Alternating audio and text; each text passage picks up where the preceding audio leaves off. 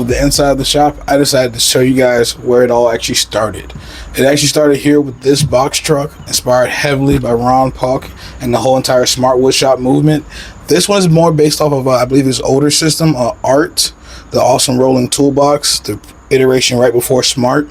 I wanted a way to, one, I didn't have an interior workshop at the time. So I wanted to be able to build projects at my house before I had a garage access and everything else. So I wanted to be able to set up and run my miter saw, table saw, whether it's raining or whatever else. So that's kind of where I took the inspiration from Ron, everything down from the modular cubbies. You know, I have the 4-inch dado, so these dividers can be shrunken and made wider. I hold my various nailers. You know, I have lights and various accessories stowed away inside the cubbies. But then there's a few things that came up because of this truck itself. This is a box truck with exterior bins on it. So I actually had the metal bins protrude into the inside of the box truck. So once I got my countertop height, I ended up with dead space above all the metal bins. The metal bins actually stop right about here. So if I put a countertop on top of it, it would have been way too low. So I actually wanted something a little bit higher. So with doing so, I got left with dead space. Pretty much that runs the full length of the truck. And inside of that dead space, I have Ron's upper cubbies on top.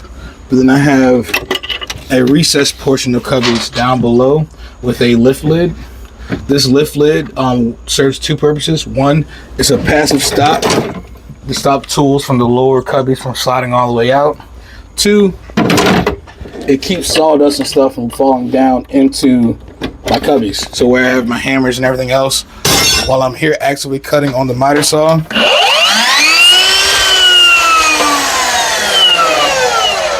because I have a battery power saw, I can actively make cuts here inside of the truck.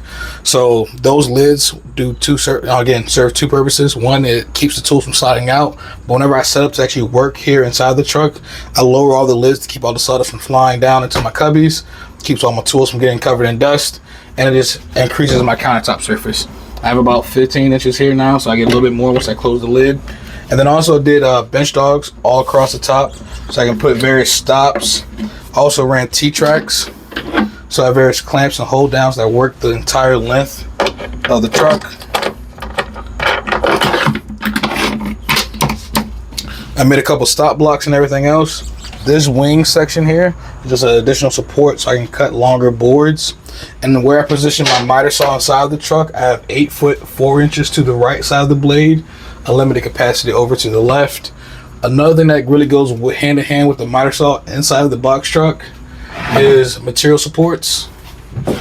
These all are held in with dowels, so I pull the dowels out, then I can pull these forward. And this allows me, as I cut material at the miter saw, it gives me somewhere where I can stack them. So let's say this was a 1x4, I cut it to length, I can stack it right up there out of the way. And these pull out a good 12 inches, so I can stack a good bit of material up there. I also have the same material supports on this back wall. I'll kind of give you guys a tour of this side after we finish up the details on this one. On top, I have a tiny giant ladder, my miter saw stand, levels, a stair jig, just various items stored up top. Another thing I think is pretty cool is with this miter saw stand and how I kind of did this. This miter saw has the ability to fold up into the wall. With this folded up, I have a table saw stand that actually fits here on this cleat. When I give you guys a little, tour around the inside of it, you guys will see the cleat. This cleat allows me to set up my table saw so I can have out feed going this way whenever I have the table saw set up. And again, I have 8 foot 4 inches to the behind of my blade. So as long as I'm ripping standard, job site materials under 8 foot, I can rip and cut pretty much anything inside the truck. So it's perfectly fine for if I'm trimming out a bathroom, doing small projects. I don't want to take, that's another thing. The miter saw right now is stationary inside the truck.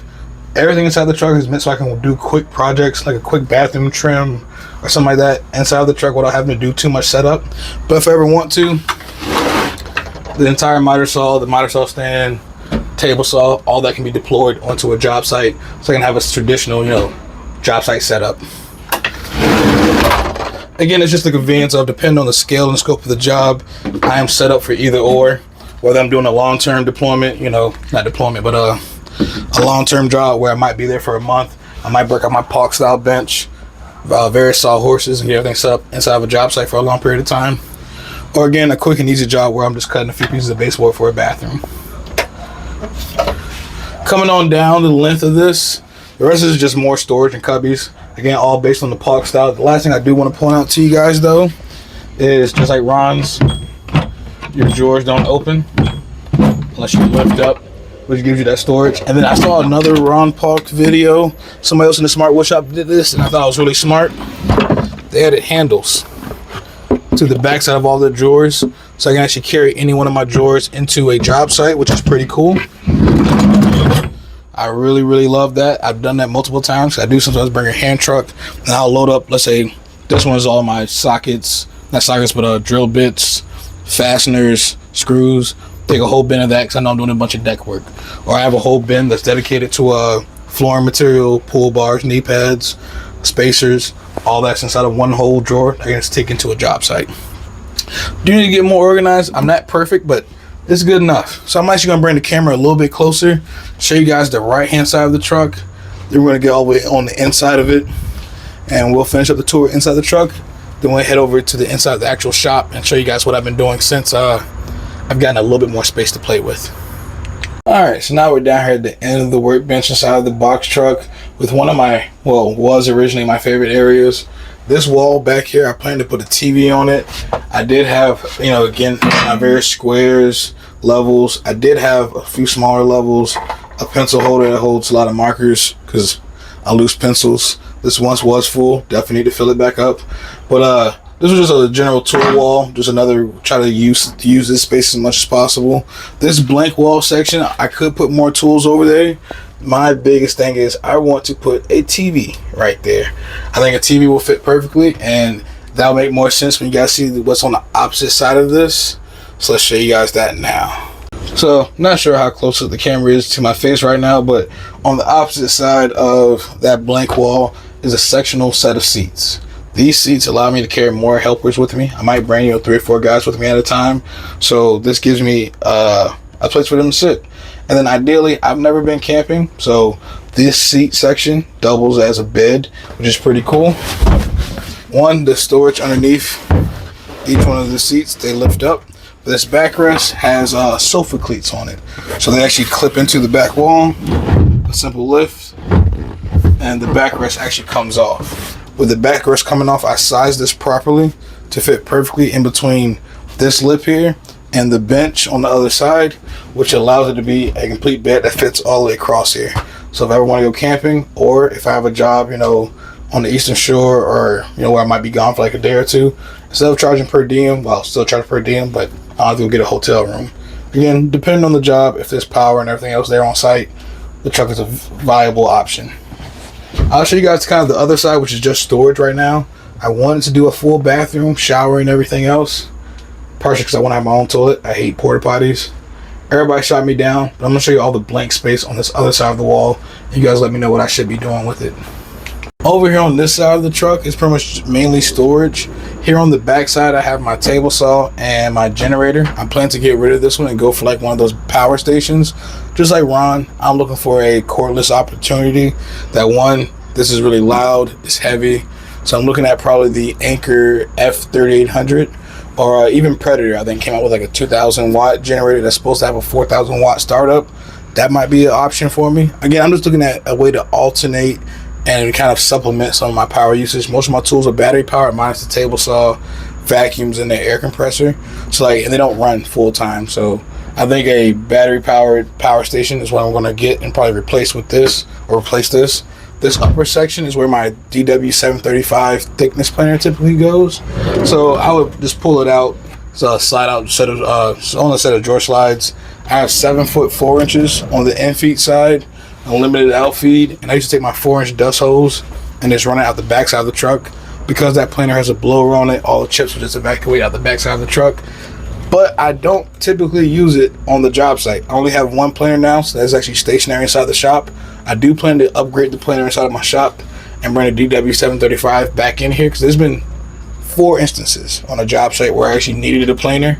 It's actually crazy to think about, because before I had one, never needed it. But now that I had one, 4 instances where I actually needed one on a job site. So I do kind of miss having it in here. It's a nice backup. So that's going to go back in here. Down below here, I pretty much just throw tool bag, scrap wood that I don't want to throw away, stuff like that. Another crucial thing about this, and my seats in the back. Let me move my park style bench. Up here, just moving blankets. These blankets are what I use to, like, you know, transport cabinets or a door build I might do for a client. I'll wrap it up and kind of just tuck it away here. It's blankets and drop cloths and that bin right there. But there's exactly 8 foot 4 inches from the back door to this lip for the seats, so I can still put full sheets of plywood. I have these rods here that go down to pipe brackets, I guess is what you call them. They're screwed into the floor, so I can actually stack full sheets of plywood in here. And I left 49 inches to the underside of this drawer here. That way I can make sure I can still get full sheets of plywood inside the truck. My park bench can actually store underneath my seats if I need them to. So whenever I have a bunch of plywood in here, my bench goes down beneath the seats, and I still have a complete empty walkway through the middle of the truck, depending on how much plywood and stuff I'm picking up. But this is where the bathroom comes in, because this space right here, and then bringing it out to the edge of my door up front, will leave me 3 foot. So I have room for a full shower and toilet if I wanted to. I'll probably switch the seats over here, move this toward the front, and do a full bathroom. So if you guys think I should, definitely let me know. I'm gonna show you guys one more thing on the inside of the truck before we actually step outside and then step into the shop. 1 second. Oh man, and one quick thing about this park style bench and like all the other benches I made inside the shop. I'm gonna give you guys some good tour of that. This is based on Ron Park's design. I did make one change though. The entire base, all of this lower section, it's all 1/2 inch plywood. The top is 3/4 inch birch. But again, the rest of it's 1/2 inch plywood, because I don't have a trailer with a ramp door, so I don't have a way to just roll this out of the truck. So I wanted to make these as light as possible, and my method for doing so without getting the Primcore premium plywood was to make everything out of 1/2 inch. I now have 3 park style benches all made out of 1/2 inch plywood, and I stand on them.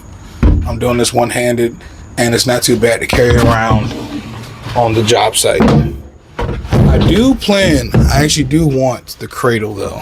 I plan to actually build a set of folding sawhorse legs off the bottom of this, and then build the park style cart, the park smart cart with folding legs. That way this is just one big unit that I carry inside, and I sit on top of the cart. Because yeah, mobility on the job site is really nice, and then having integrated sawhorse legs would be pretty cool, I think. I gotta figure out that design before I go into doing it. But Ron also, just a idea. So I'm not sure if you made any out of 1/2 inch plywood yet, Ron. It does work. Works out pretty good. The bottom section is 1/2 inch CDX plywood. Sometimes I use sandy ply. The top is 3/4. I'm able to stand on it. I haven't had any of these break or give out on me. I'll show you the ones I have inside the shop though. But the last thing I want to show you guys was this. Inside the front of my truck, I have no glove box. And when I first bought the truck, this was just a curtain here. So I put a door here. But the door doubles as, take the dust pans off, as a glove box for storage for stuff for me up here in the front. And the lid is a seat. So I can also fit a third person sitting up front with me riding around when I'm heading to a job site. Whenever the door is closed and latched, it gives you, another seat, and also storage. That just something pretty cool that, as I'm working throughout the shop or the truck, I come up with ideas and I try to find the best way to implement and use the space as best as I can. And that was one of them. So let's now take a look on the outside of the truck, show you some of my bins. All right, so I don't pretend to have the organization of Ron by any means, but the outside of my truck and these bins, when I first bought the box truck, I actually didn't like them because it took away from all the space that I had inside. But I think I built around all these boxes the best I could.